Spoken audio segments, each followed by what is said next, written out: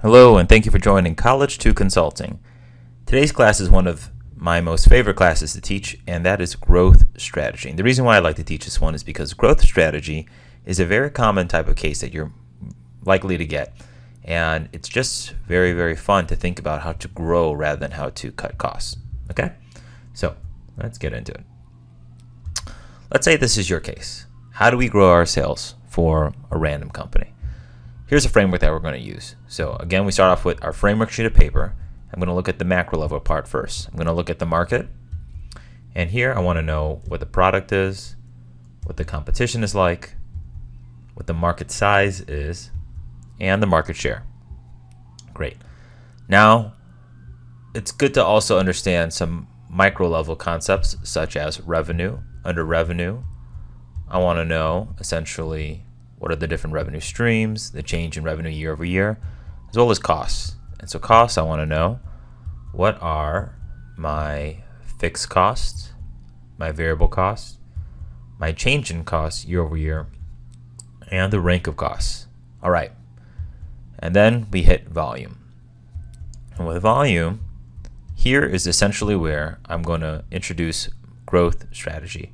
And this could be things such as strengthening marketing, entering a new market, changing prices, cross-selling, selling in bulk, or something called capabilities-based strategy.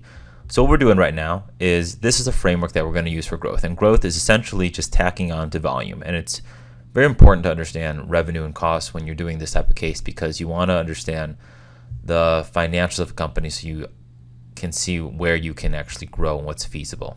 Okay, so let's go through some examples where we can highlight growth under volume.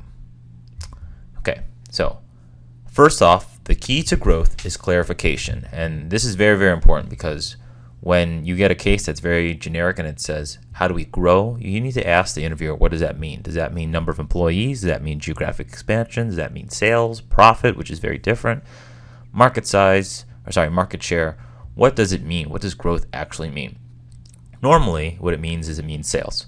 So in today's class, we're going to focus on how do we improve growth by sales. And I'll give some very interesting examples. The first one is strengthening marketing. And a very good example is Axe Body Spray. So Axe Body Spray, when it started in about 2003, they didn't do a good job actually. Their sales were plummeting and wasn't doing that well. So what they did is they got a new CMO, a chief marketing officer, and what this person did is he said, I want to put out just a bunch of controversial commercials. And what he put out were commercials of these young guys spraying Axe body spray all over themselves, and then women would just flock to them and knock down walls to get them and do whatever. And all they did was that. They didn't change the packaging, did not change the formula for Axe body spray, nothing else changed. All they changed was marketing. As a result, sales improved by 300% in the following year. Okay, so what we're going to do with every one of these examples is you're going to be able to say, here's an example how it can strengthen growth, and here's a way to strengthen growth, which is strengthening marketing, and here's an example. Okay? The next one is entering a new market. And my favorite one is IKEA. So people are usually very familiar with IKEA. It's this furniture, very cheap furniture, kind of do-it-yourself company that came from Switzerland. And they had a very tough time entering the U.S. market. So they couldn't enter the U.S. market because there were two main reasons. One that most people get is that the sizes were different, so they had to kind of adjust their product to accommodate the U.S. consumer. That was an easy one.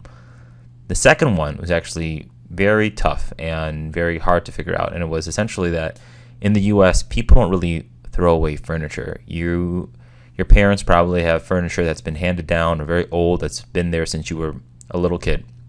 And there's this concept of disposable furniture was very, very hard for them to grasp and to understand.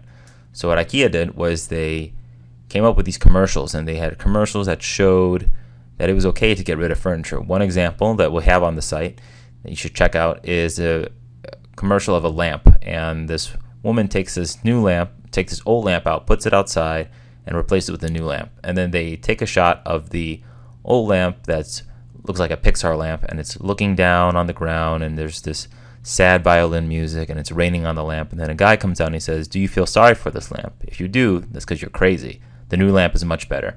And it just shows IKEA. And there's this whole philosophy of just get new stuff. It's fine. It's not a big deal. So the result is that by entering this new market in the US, IKEA went from having essentially 0 stores or 0 revenue in the US to having about 216 stores in the US. So that's pretty good. The next one is elasticity, which is decreasing or increasing prices. An example of growing sales by decreasing prices is a brand called Vizio TV. Now, Vizio TV is a very cheap TV, but they don't market themselves as super cheap. They partner with getting their TVs into Costco, into Sam's Club. An example is that you can buy a 42-inch LCD TV for about $600, whereas if you got the same thing from Panasonic or Sony, it's about $2,000. So their whole big thing is we'd rather decrease prices and gain more sales through volume rather than the reverse. And the reverse example, as I always like to think, is diamonds. Essentially is you increase the price so much that you only really need to make 1 or 2 sales per week to kind of hedge everything that you put, all the costs that you put into it. So by doing that is another way to improve growth for revenue. Okay? Another example is cross-selling. Now, this is one of my favorites. So cross-selling is selling another product to a consumer. A perfect example is Amazon. For instance, when you go online, you go to Amazon, you probably get that disclaimer, you might also be interested in this. That's essentially cross-selling. It's getting you to buy other stuff. My favorite example is a company in the UK called Tesco. And for those who are unfamiliar with it, Tesco is essentially like a Walmart of the UK. And before Amazon did this, I think in around 2006, what Tesco did was they segmented all their consumer groups. So they segmented guys who were single or women who were in families or whatever. And they segmented them into mutually exclusive groups, just like we would do with marketizing. Then what they did is they gave each customer 3 coupons. And these were the old coupons, like cutout coupons. And they gave them 3 coupons. 2 coupons for something that they already buy, and 1 coupon for something that they would potentially buy. As a result, normal coupon redemption in the UK for retailers is about 1 or 2%. Tesco was able to get coupon redemption rate of 12 to 15% with this strategy. So this cross-selling technique is a way to get more growth in terms of sales.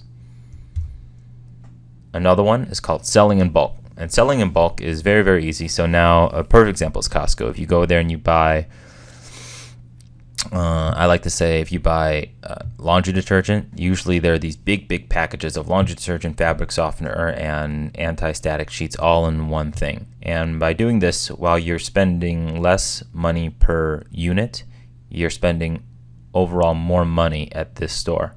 So that's a pretty easy one, I think, that most students understand. And the last one is one of my favorites, and this is creating a new product line, okay, or capabilities-based strategy, which you can find in these books on the bottom called BCG on Strategy and the Medici Effect. And what this is this is really cool. It's taking an existing capability for a company to make an entirely new product, but not requiring any new ingredients or new input. A perfect example is Lunchables. The story with Lunchables was that Oscar Mayer was saying that kids were not eating their lunches, and so moms were buying less of the lunch meat and everything needed to make sandwiches. So they had to figure out a solution for this. And the story goes that all they did was they essentially made everything smaller. They just cut cheese into smaller pieces and cut bologna into smaller pieces and replaced bread with crackers, everything that they actually already had. And as a result, they were able to launch Lunchables, which is rated as it's one of the top, I think, purchase lunch food items for kids from like 1st grade to 6th grade or something like that. So these are some examples of growth strategies that you can use. So now when you get the case about how do we grow, what you should be able to do is you say, we'll go here. Here are some examples of how we can grow. We can strengthen marketing. An example is Axe Body Spray. We can enter a new market. An example is IKEA. We can change up prices. An example is Vizio TV. We can cross-sell. An example is Amazon. We can sell in bulk. An example is Costco. We can even create a new capability An example would be Lunchables. By doing this, not only do you have a plethora of growth strategies at your fingertips, but you also have some valid examples. And firms like McKinsey will just ask you to rattle off strategies off the top of your head. So now you come equipped with at least 6 strategies. Okay? So let's look at the framework again. The case was, how do we grow our sales? And first thing we're going to look at is the market. And with market, we want to know a couple of things. We want to know what the product is. I want to know what the competition is like, the market size, I'll investigate, as well as our company's market share. Then from there, I still want to understand the financials. So I want to understand what are the revenues for this company, what are the different revenue streams. Maybe that way I can focus on what to sell and how has that changed year over year. Next, I want to look at costs. With costs, I want to really look at our fixed costs, variable costs, changing costs year over year, as well as the ranking of costs, so we can figure out what products we really want to sell. And then lastly is, once we get that information, it's volume. How do we improve volume of these sales? And some ways that we're considering could be strengthening marketing, entering a new market, changing prices, cross-selling, selling in bulk, and capabilities-based strategy. So there you have it. That's a generic growth strategy framework that you should be able to use for any type of growth case. Okay? Check out some of the videos that I mentioned, as well as the additional supplement information, and you'll be in a good shape for growth strategy. All right, see you in the next class.